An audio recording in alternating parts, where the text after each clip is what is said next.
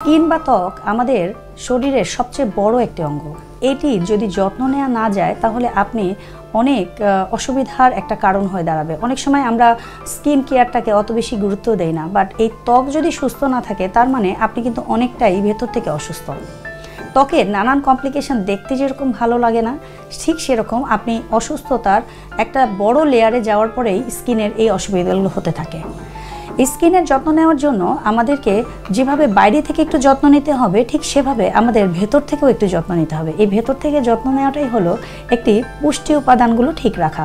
খাবারের তালিকায় অবশ্যই সেই পুষ্টি উপাদানগুলো এমনভাবে সাজাতে হবে যাতে স্কিনের কোনো রকম পরিবর্তন বা অসুবিধাগুলো দেখা না ওঠে। কি রাখবেন এই খাদ্য তালিকায়? খাবারের তালিকায় রাখতে হবে কিছু ভিটামিন এ কন্টেনিং খাবার। ভিটামিন এ আমাদের ত্বকের জন্য খুব ভালো কাজ করে। এছাড়া ভিটামিন সি, যেটি কোলাজেন তৈরিতে বেশ সাহায্য করে আমাদের স্কিনের জন্য। এই ভিটামিন এ, ভিটামিন সি এগুলো কোথায় পাওয়া যায়? এগুলো পাওয়া যায় শুধুমাত্র একটু কালারফুল খাবারগুলোর কথা যদি আমরা মাথায় রাখি, যেরকম ধরনের একটা ফ্রুটস বোল। একটা সিঙ্গেল ফ্রুটস না খেয়ে আমি আপনাদের সাজেস্ট করবো যে স্কিন কেয়ারের জন্য একটু কয়েক রকমের ফ্রুটস নিয়ে যদি আপনি একটা ফ্রুট তৈরি করতে পারেন, ফ্রুট বোল বা ফ্রুট বাস্কেট, এটা কিন্তু আপনার পরিবারের সবাই কিন্তু খেতে পারে। একটা সিঙ্গেল ফ্রুটস খেলে দেখা যায় আমরা 3-4টা ফল খেয়ে ফেলি। এই 3-4টা ফল না খেয়ে 3 রকমের ফল নিয়ে 3-4 জন খাবারটা খেতে পারি আমরা। এভাবে যদি আমরা একটু ব্যালেন্স করে খাই তাহলে কিন্তু পরিবারের সবারই ত্বকের যত্ন নেওয়ার জন্য এটি প্রথম একটা ভালো স্টেপ।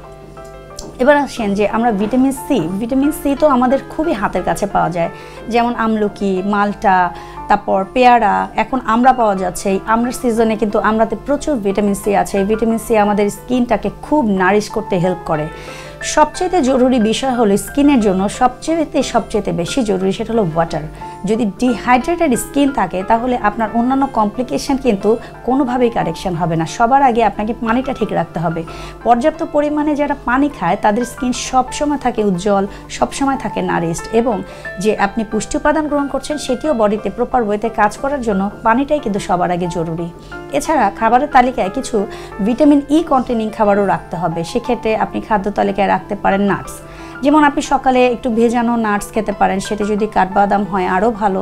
3-4টা কাঠবাদামও যদি হয় একটু পানিতে রাতে ভিজিয়ে রাখলে পুরো খোসা সহই খেয়ে ফেলতে পারেন। অথবা অনেকে খোসাটা পছন্দ করে না, ফেলে দিয়েও খেতে পারেন। তবে যত খোসাটা নিয়ে খাবেন ভিটামিন বি কমপ্লেক্স, ফাইবার এগুলো পেয়ে যাবেন। তার সাথে পাচ্ছেন প্রোটিন, ভিটামিন ই, যেগুলো সবগুলোই আপনার পুষ্টির এই প্রতিটা পুষ্টি আপনার স্কিনের জন্য কিন্তু খুব ভালো কাজ করে থাকে।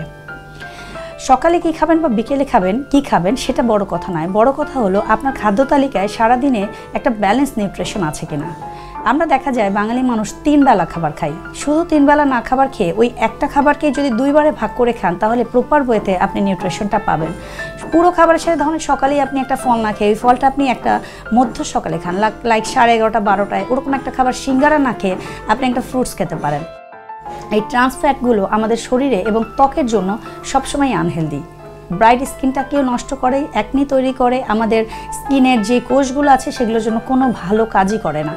তার থেকে আপনি যদি একটা ন্যাচারাল খাবার খান, যেরকম ফ্রুটস বা সালাদ, রাখতে পারেন স্যুপ, এই ধরনের ন্যাচারাল খাবারগুলো আপনাকে অবশ্যই স্কিন কেয়ারের জন্য খাবার তালিকায় রাখতেই হবে।